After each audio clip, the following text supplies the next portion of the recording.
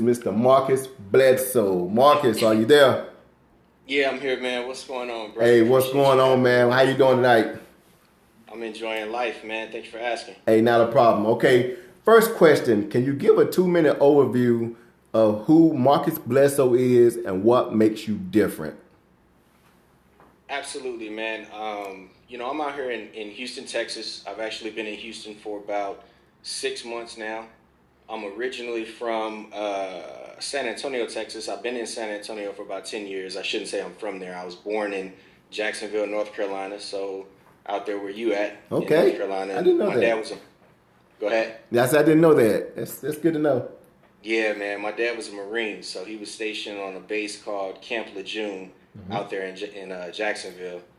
So that's where I was born. But I graduated high school in a small city called Oceanside, California. And I mean, I've been all over the United States, being a military brat and so forth. But I mean, what makes me different, man? I don't really find myself to be different in any way. I'm 29 years old. I'm married. I've been married for 5 years.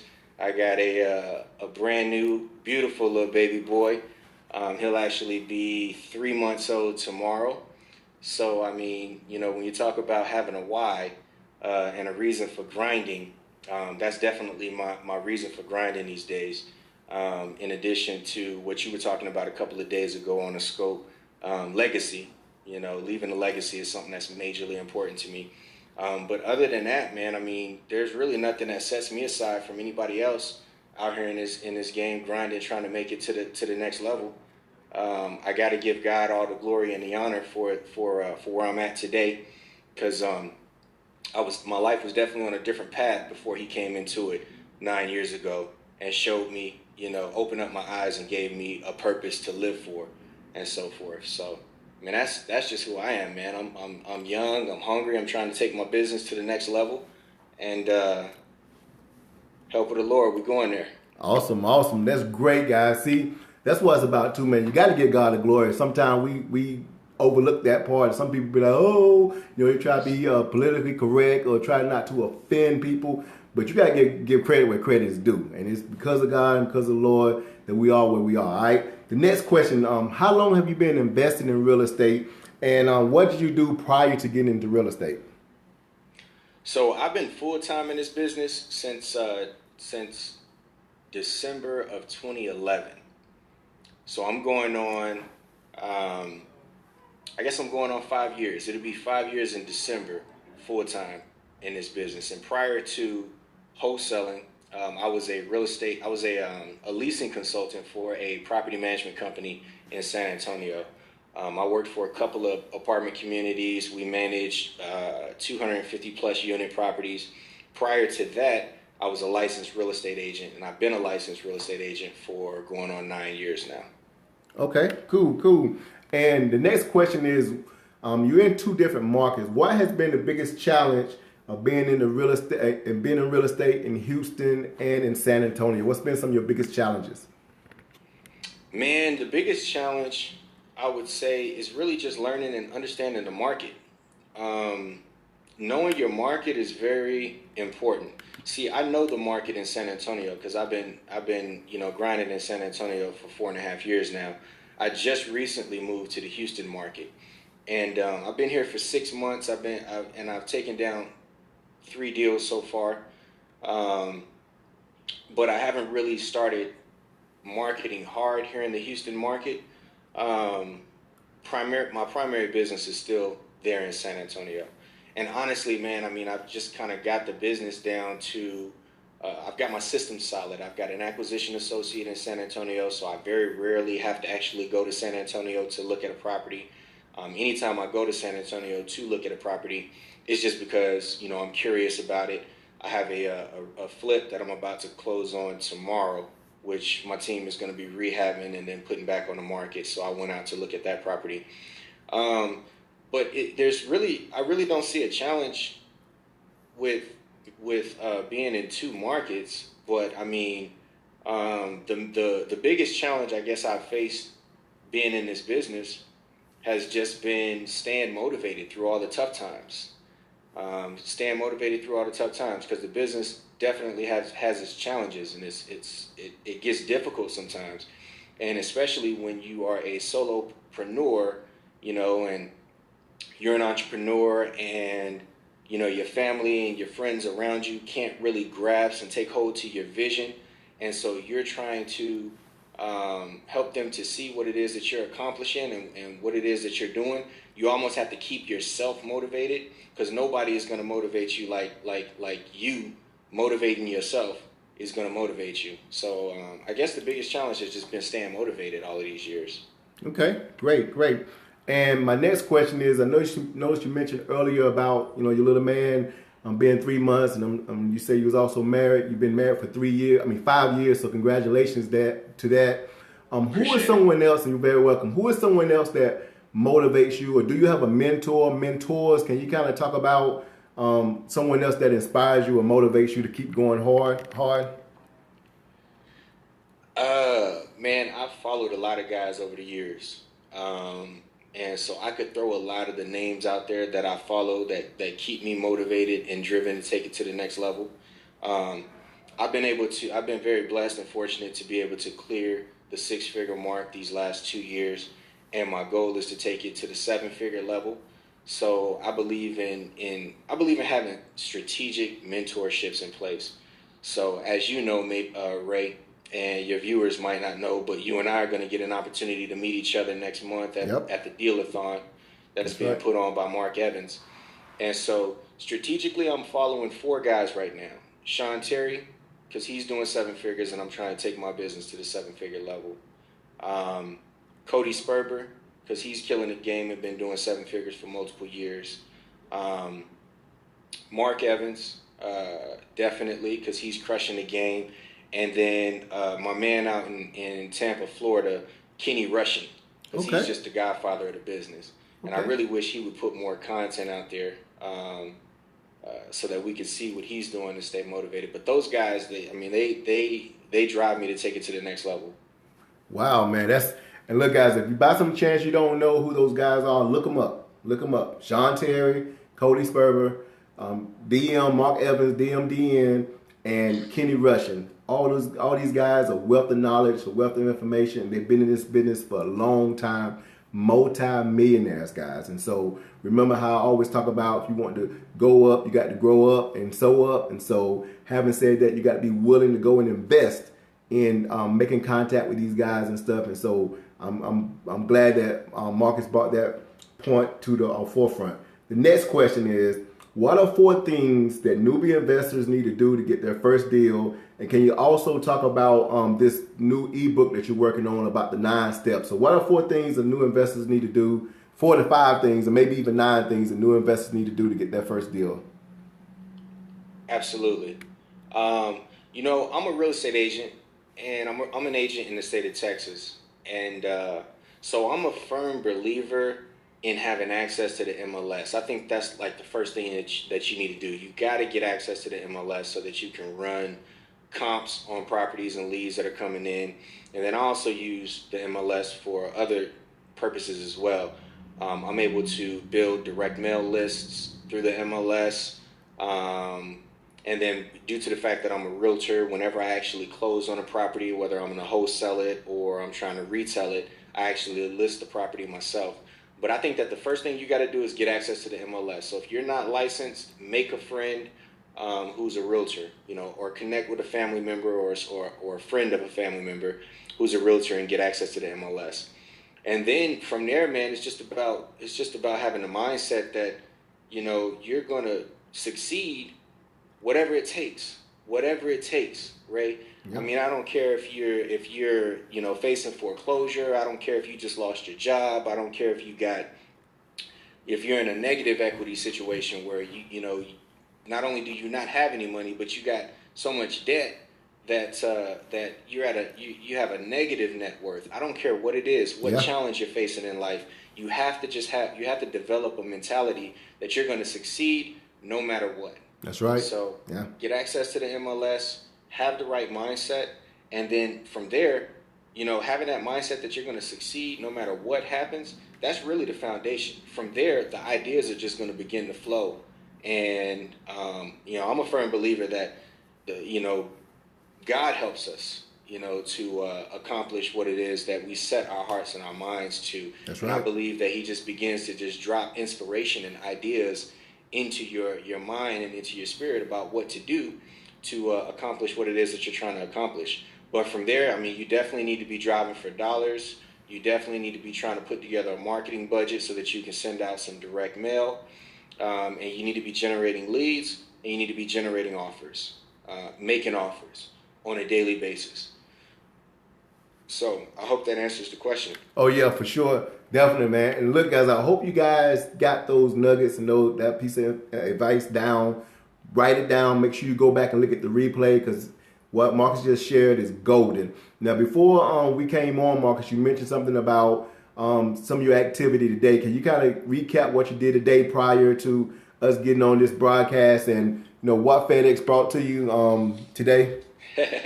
Absolutely, man. Absolutely. So one of my goals is to make 60 phone calls every single day.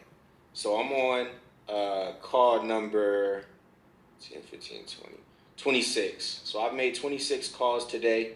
My acquisition associate has already gone on 3 appointments and made 3 offers. And unfortunately, we weren't able to put anything under contract today. But as you and I both know, Ray, the fortune is in the follow-up. So we're going to continue to follow up with the people that we've made contact with on today. But today has still been a good day because FedEx just came through and dropped off this very lovely check for $11,099. I don't know if you guys can see that. But we had a deal closed on Friday, and they overnighted a check to us, and we received it. It was for $11,099 for a deal that we did in San Antonio that closed on Friday. So wow. It's been a good day. Looking forward to a very productive week. Okay, see that? And see, guys, that goes back to what Marcus is saying. He's still putting activity in. He knew he was getting his check. Okay, he knew it was coming overnight, but he didn't, go sit down at Starbucks and just chill or go to the beach and just kind of chill. No, this guy is still putting the time in. He's still putting the activity in, even though he got a 5-figure check in his possession. And that's how you go out here and you continue to grow this business and you continue to excel and realize these dreams. How you can take it from 6 figures to multiple 6 figures to 7 figures to 8 figures and beyond is by putting this activity in. He said something key also. He said 60 calls a day. Now, I'll go and be honest with you. I don't make that many calls, but I'm telling you guys, that's an awesome goal to have. And the reason being because it's a numbers game. It's all a numbers game. If you go and you put the activity in there, you're going to succeed. So I hope you guys picked up on that. All right, so the next question is, what are some advantages and disadvantages of being a real estate wholesaler and even working in virtual markets? I know you mentioned that earlier, but can you kind of expound on that, like some of the pros and cons of working locally versus working virtually? Well, to be honest with you, Ray, I'm not virtual in the sense that most people think about being virtual. My market in San Antonio is only 2.5 hours away from me. So if I was to come across a hot lead, I'm still close enough to actually run out there, meet with that seller, and close that deal myself. Okay. But I mean, where I'm at right now, man, I've been very blessed and fortunate to have an acquisition associate on my team that is a grinder, and I definitely trust him to work my leads and to do his best to get the deal closed and to get the contract and so forth. I'll say that one of the disadvantages of not being there is that you definitely have to have somebody on the ground that you can trust if you're going to work virtually. But me, fortunately, I had that relationship in place before I actually left my San Antonio market. So I'm not really in the truest and most pure sense a virtual wholesaler. That makes sense. Because I'm here in Houston. I got an acquisition associate in San Antonio, and if I need to be in San Antonio, it's just a 3-hour drive from me. All right. So with your acquisition person in San Antonio, can you talk about how you found him or her to be on your team? Yeah. Well, for me, man, it was actually a blessing. It was definitely a blessing. It just so happened that his uncle received one of my postcards. Okay. About a property that he was interested in selling, And the dude is just a grinder. So his uncle called him and asked for his help and his advice getting the property sold. So I actually met up with him at the house, and the property was in shambles. It was one of the worst properties that I've ever seen. And he had been trying to sell the property for like 6 months. So he had multiple investors come through and make him offers and so forth, but nobody stuck. And I made him an offer, and I was able to get the property sold in like 5 or 6 days. And I mean, it was so smooth. My family and I were literally in like Miami, I think, on vacation, or we was in Orlando or something. And I had a lockbox on the property, and I was able to send like 10 or 15 of my buyers through the property in a matter of a couple of days, sold the house in less than 5 days, and made like a $5,000 profit on the deal. And he was just very impressed with the whole process and the whole business, that he wanted to learn the business. So he called me for like 2 months, 2.5 months, and I really didn't give him the time of day because I wasn't really looking for an acquisition associate at that time. But after seeing how aggressive he was and how hungry he was and how he really wanted to be on the team, I gave him an opportunity. And it just so happened that the very first appointment that I sent him on, he got the property under contract. We were able to clear, I think, like $5 or $6,000 on that deal, and he's been grinding with me ever since. So it was a blessing. I didn't have to market for him. I didn't have to go out and put ads on Craigslist or Facebook or go through a long interview process or anything like that. He was just kind of sent to me. You know, going forward, as I hire an acquisition associate here in my Houston market, I will have to go through that process, I believe. But I was just blessed and fortunate to have crossed paths with Rick, and he's on my team, man. He's in it for the long haul. He wants me to take him to the 6-figure level, to where he's making 6 figures every month or every year. And I'm all for that, because if he's making 6 figures, that means I'm making 7. So I hear you, man. And see, and let me just reiterate again what Marcus just said. Rick, his assistant, his acquisition manager, if you notice, he was persistent, he was consistent. He basically bugged him and aggravated him to get a position in his company. And a lot of times, we as investors, we stop at the first sign of no, or somebody's rude to us, and we want to go and be like, oh, this stuff doesn't work, or somebody hurt my feelings. But no, you got to push through those no's. And that's a prime example with his assistant. And in return, now it's a match where these guys are crushing it, and now his acquisition manager is basically holding down San Antonio, while Marcus is now in the Houston market. And it's all about guys just being persistent and being consistent and not giving up through the failures, being able to push through those failures. So somebody asked, as far as your buyers list, do you basically build your buyers list first, or do you go for the sellers? How do you operate that way? That's a great question. And I think that gives me an opportunity to actually segue into that book we were talking about, Ray. Guys, I'm actually, I just wrote a book. It's called 9 Strategic Steps to Your First Deal in 90 Days or Less. And I'm going to be launching a website at www.strategichwholesaler.com. And if you go there in about 2 to 3 weeks, the website should be up. And that ebook is going to be completely free for everybody. And it walks you through 9 steps to actually get into your first deal and to strategically wholesaling a property.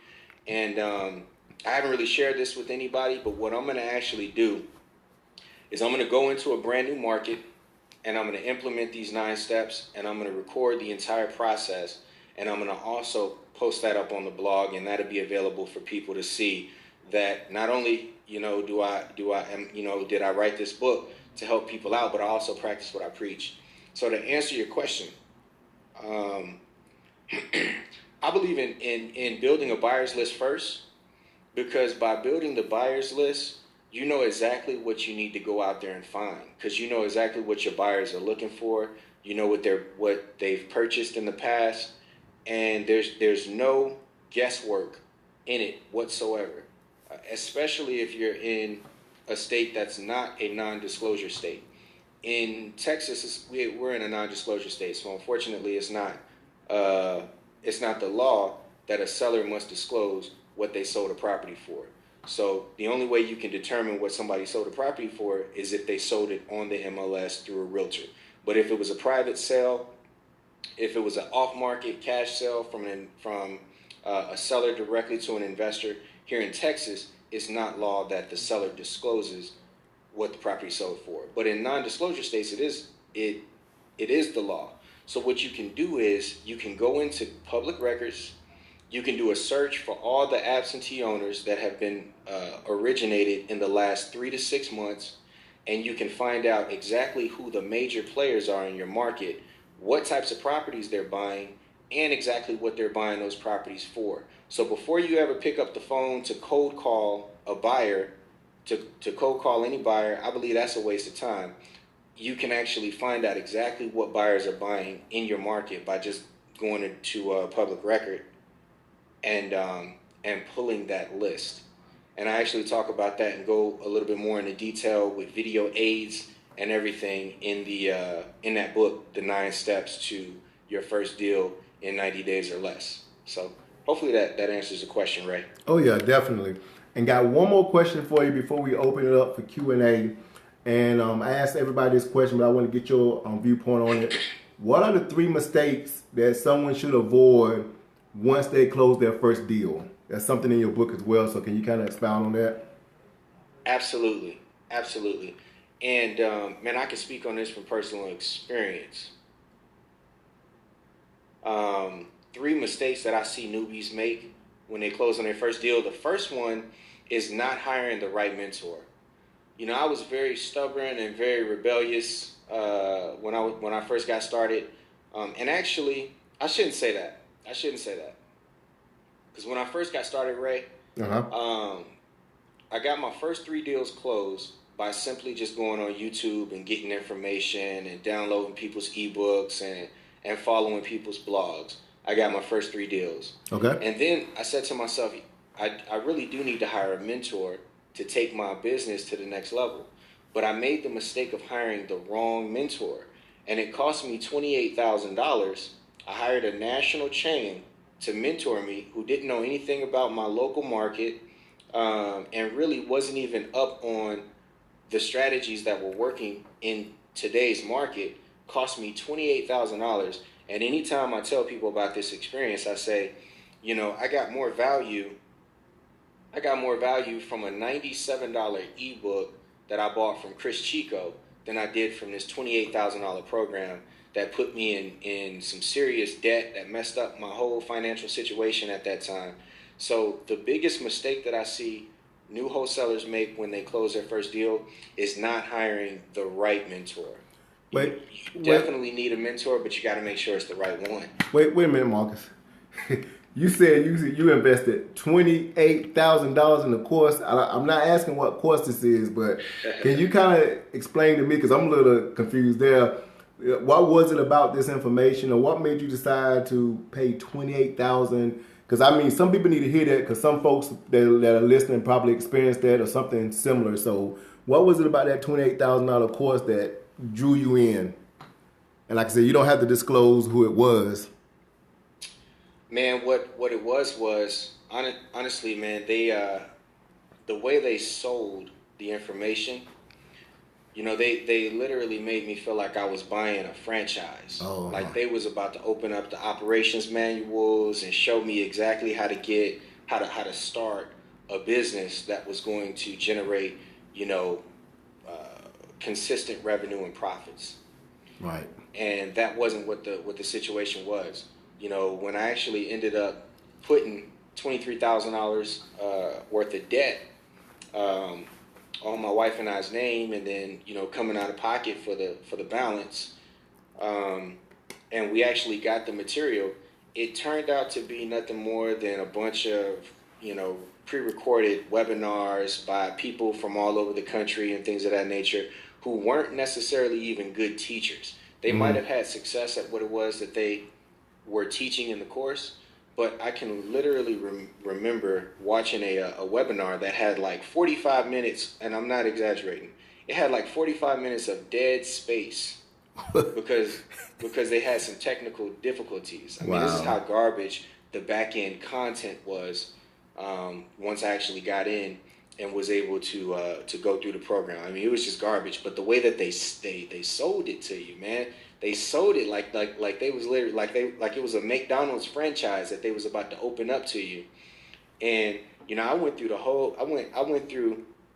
I spent like 10 months in 2011 paying off debt, getting rid of bills and so forth, so that I could literally fit all of my monthly expenses into my wife's income, because she was still working full time at that time. Okay. So that I could take the information that I had paid $28,000 for and start my business.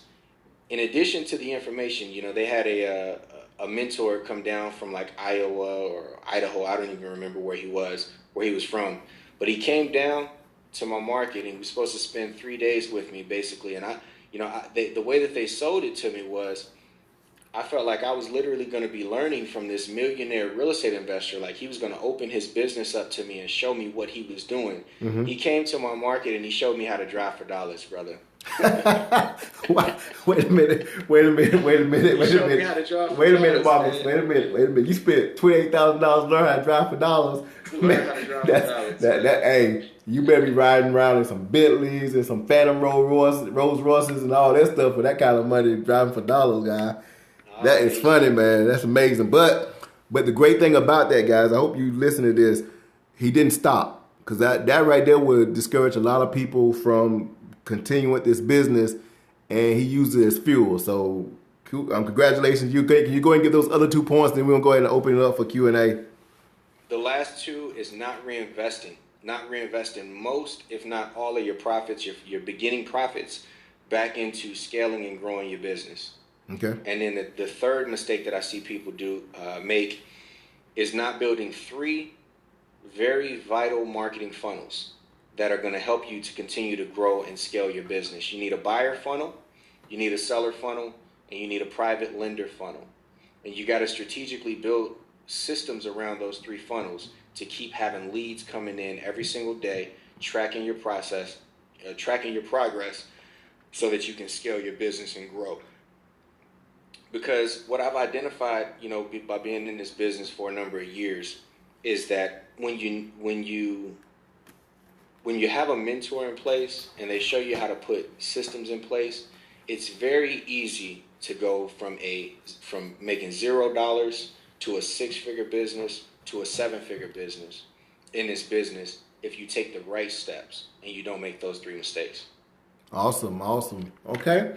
Well, there you have it, guys. And I appreciate you, Marcus, for sharing that information. I didn't know the situation about the 28,000, and I just want to re-emphasize that, guys, because a lot of times people use that as an excuse to say something is a scam. This person right here ruined my career, it ruined my marriage or whatever. But yet him and his wife came together and they worked through it, and he used it as a learning experience to continue to grow. And here he is now. Not only is he making 6 figures, but he's working on making 7 figures now, all because he didn't quit. And so, guys, that's what you have to do in this industry, is you have to push through things. Stop giving up so easily, and stop blaming people for your shortcomings and stuff. All right, guys. And so, thanks again, Marcus. All right, we're gonna go ahead and start doing some Q&A. So go ahead and start asking your questions. Do you have it up, Marcus, where you can see the questions being asked? Yeah, sure. Okay, so go ahead and ask your questions to them, guys, and let's go ahead and get started now. So I'll also be reading some too. It's coming through. Where can I reach out? Okay, yeah. So Federico, he's in the Houston market, and he wants to reach out to you about being an acquisitions manager. That's what's up, man. You can email me at contactus@straightstreetres.com. All right, so Edwin asks, is California a non-disclosure state? That's a good question. Let me just Google that for you. That's all you have to do, Edwin, is just Google it, man. Google's going to be your best friend on what are being a realtor pros and cons. So somebody also asked, what's the pros and cons of being a realtor? Man, you know what? Before a couple of years ago, I would say that I recommend everybody go out and get licensed. But it seems like all the problems that I've experienced as a real estate investor have come from being licensed. And it's not that being licensed puts you at any type of disadvantage, but when you are licensed, you are held to a higher standard. So, we all get hate mail back from people who don't want to receive our postcards and don't want to get our letters and things of that nature. But when you're licensed, now they actually have an entity that they can go to really make your life difficult and give you problems. So I'll tell you about an experience that I experienced a couple years back that actually took me a year and a half to get rid of. A gentleman got one of my letters in the mail. He called. He talked to Pat Live, who I was using at the time to pre-screen calls.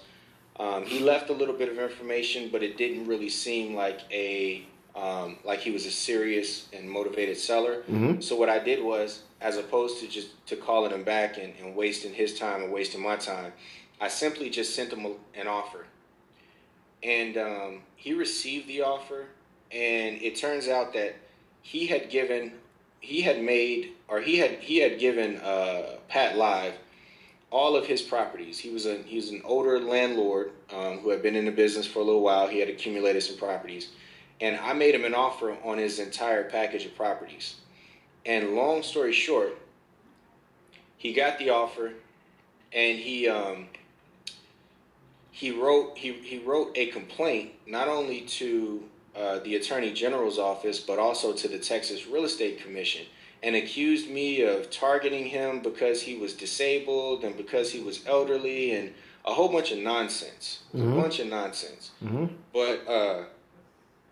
But since the Attorney General's office is a government entity, they have to, by law, investigate every complaint that they receive. So they investigated me, man. They went through my whole life with a fine-tooth comb. And they called me into the office and basically interrogated me like I was a criminal. And that whole process was very demeaning, and it was very kind of disheartening at the time, going through that. Long story short, they determined that, there was no wrongdoing in the situation. Okay. He also made the complaint to Trek, and Trek identified that I didn't properly disclose to him that I was a realtor. And by not properly disclosing to him that I was a realtor, according, by Trek's terms, I didn't properly disclose. They hit me with a $1,000 penalty. They slapped me. They essentially gave me a slap on the wrist, but they put me on probation for 2 years as a realtor. And so basically being a realtor really kind of put me at a disadvantage in that particular situation.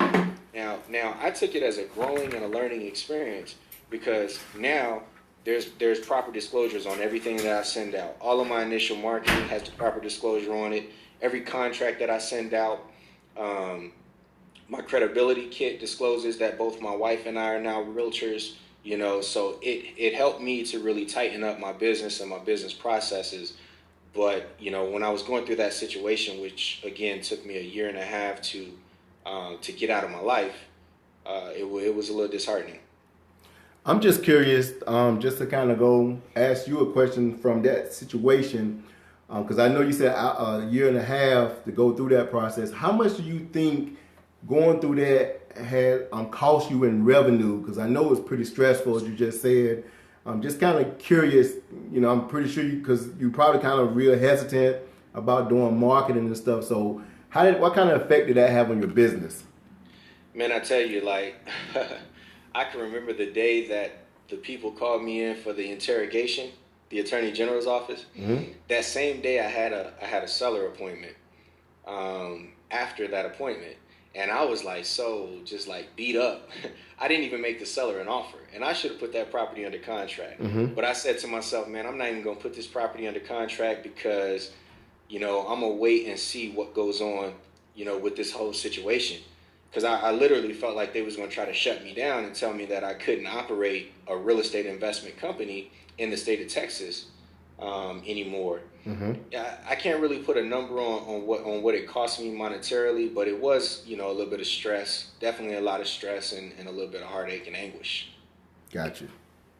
All right. Are there any more questions? I did see a few questions coming through, so Guys, go ahead and ask a few more questions. We're about to get ready to wrap it up too. We're going on 37 minutes, so we can take a couple more questions and then we'll go ahead and wrap this up. So any other questions for Marcus on his business? I'm sure it's your library. Edwin. All right, Edwin, come on down, man. You just asked Marcus, did you find out about California? He was the one who asked about California non-disclosure. Let me see. Come on, Edwin, now. Come on, Edwin. We know we talk about these questions, man. Come on now. Not calling you out, man, but any other questions while Marcus is Googling if California is a non-disclosure state?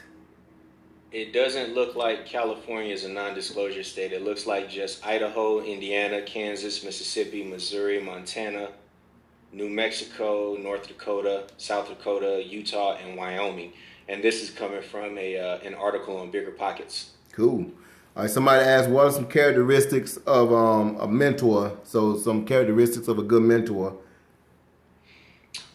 I think a good mentor, it's always best to have people who are local, who know the market that you're investing in and so forth.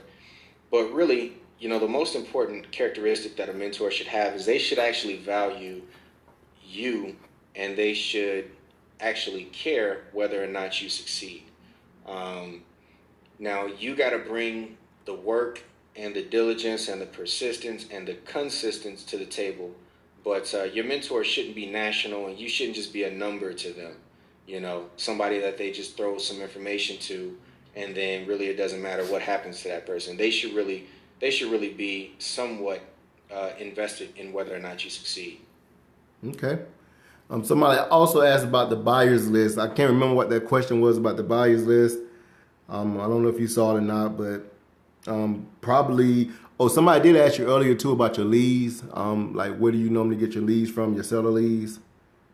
For the most part, 90% of my business is direct mail. Okay. Do you use Podio? I do use Podio. Okay. I love Podio. Not a problem. Momentum build. Thank you for asking. All right, guys. Well, we're going to go ahead and wrap this up because we're coming up on 40 minutes. But I just want to say I appreciate you, Marcus, for taking the time out.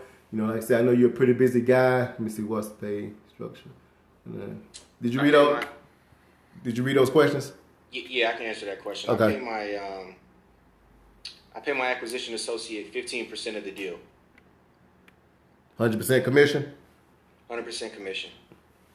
Cool. All right, guys, so we're going to go ahead and wrap this up. Once again, Marcus, I appreciate you. Thank you very much for your time. And, guys, thank you for the questions. Remember, let's go out here and work through this stuff, guys, and let's go out here and create this business and lifestyle that we desire. Marcus, any last things you want to say before we sign off? Man, I just want to say,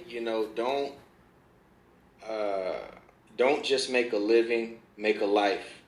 I'm a firm believer that, we only got one life to live, so we definitely need to make the most out of it, and don't allow fear to dictate to us what our outcome and what our future can be.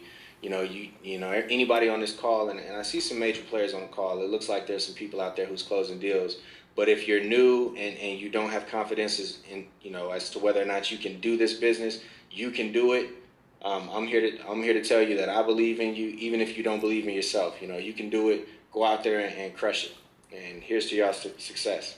Okay, great. Well, look, we're about to sign off. This is Marcus Bledsoe and Ray Mabry. Thank you very much, and I will get back with you guys on the tally. If not tonight, I'll get with you tomorrow morning on who the winners are for the leagues. All right, until next time, this is your boy Ray Mabry signing off. Peace.